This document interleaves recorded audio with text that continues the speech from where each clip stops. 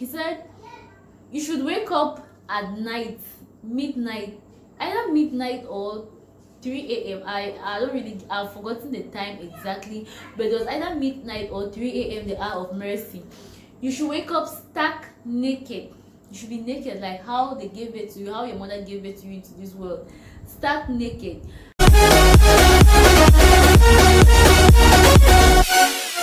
Hello guys, welcome back to my channel. I'm called Elomo and I film about relationships, growth, lifestyle. And in today's video, we'll be talking about unlocking the powers of widows and orphans.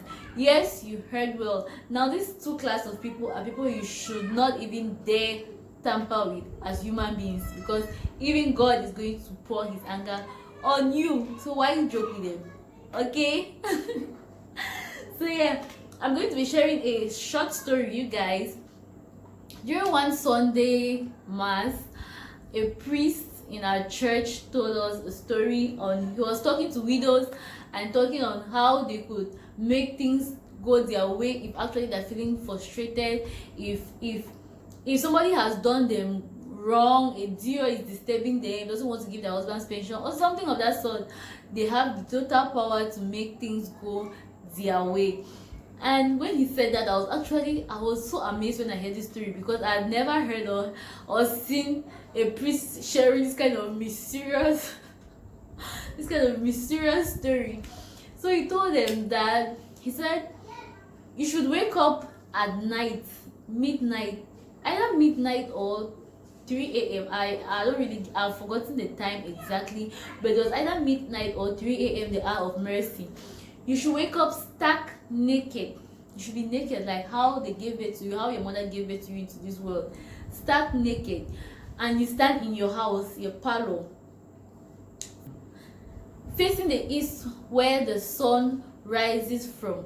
At that time, when you stand there, he said you should stand there and you call the person's name 3 times.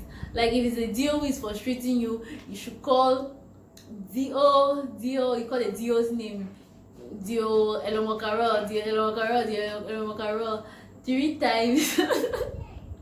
I know it sounds funny and it's like Nigerian film witchcraft, but he was actually really serious. And he said wheresoever the person is, the person will turn on the bed and feeling like, oh, the person is enjoying the sleep, not knowing that there's thunder that is coming your way.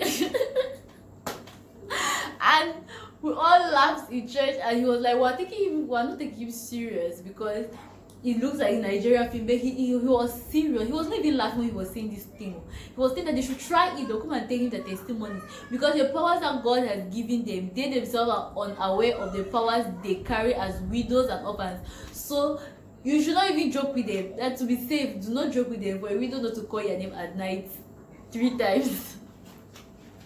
I don't know how true that his story was, but I believe he was trying to pass a message across, and I ran with that message. Widows and orphans have power to, like, they're so powerful. Don't joke with them. The Bible itself is telling you, do not joke with widows and orphans. So I understood where he was coming from. And going through the Bible, you can see that there are so many places in the Bible where God is actually talking about the widows and orphans. Like, people should not oppress them. He is with them, and he actually calls them, and he actually says in one part that he is their father, like he's the father to them. And we all know what that means. If God is a father to somebody, you can imagine, if we know how parents are so protective over their children, what more of God? So what more if you hurt his child? You can imagine what will befall you. Don't try it, sister. Avoid them. Avoid hurting them. Help them, because that's what the Bible is trying to say. Help them as much as you can. In John chapter 14 tells you, God is saying, I will not leave you as orphans. I will not leave you as orphans. I will come to you. That's already God assuring his place that these people are not alone. They are with God. So do not temper to do them evil. And it equally says in Deuteronomy chapter 27, cursed by anyone who perverts the justice due to the fatherless and the widow. So guys, are we getting? Let's move further. He says in Zechariah chapter 7 verse 11, do not oppress the widow or the fatherless or the poor. So God is already telling us, Don't oppress them, because he is with them. He will fight the battle. Do not think they don't have parents, they don't have husbands, there is nobody to fight the battle for them. God, if he is fighting your battle, you can imagine. So if you're thinking, or if you're maltreating any widow in your neighborhood or any orphan and you cannot help, you are seeing that situation, you cannot help, brothers and sisters, God is watching at you with his 3D glasses. In Jennifer's voice, 3D glasses, he's watching you. Now let's move ahead. Psalms 146 tells us that a father to the fatherless, a defender of widows, is God in his holy dwelling. So we see God is with them. Moving ahead, James chapter 1 verses 27 tells us, religion that God our Father accepts as pure and faultless is this: to look after orphans and widows in their distress and keep oneself from being polluted by the world. So God is telling us to look after the orphans and the widows. We have been hearing this thing, we keep hearing it, and we're taking it like a joke or a whatsoever. Isaiah chapter 1 verse 17 tells us, learn to seek justice, encourage the oppressed, defend the cause of the fatherless, plead the case of the widow. Are we still getting? How else do we want this to be heard? Like, it's all over the Bible. Do not even think of doing that. So there are just so many Bible verses. We can keep going on and on and on and unending list of Bible verses that talk about do not oppress the widow, the orphans, God is their father, he will fight for them and all those stuff.